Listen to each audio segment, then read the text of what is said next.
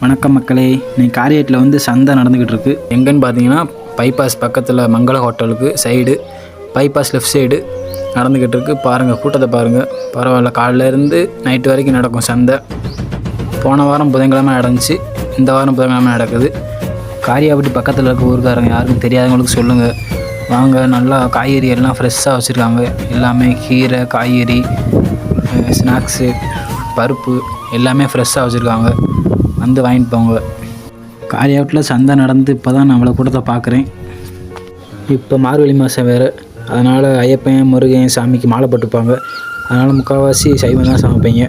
அதனால் வந்து காய்கறி எல்லாம் வாங்கிட்டு போங்க. தெரியாதவங்க எல்லாத்துக்கும் சொல்லுங்கள். வாங்க, காரியாபட்டி வாங்க. காரியாபட்டியில் இருக்க பக்கத்துக்கு வாங்க, எல்லோரும் வாங்க, வந்து நான் வாங்கிட்டு போங்க. நமக்கு சாப்பாட்டிலே காய்கறியில் தான் நிறைய சத்து இருக்குது. அதனால் காய்கறி வாங்கி நல்லா சமைச்சு சாப்பிடுங்க.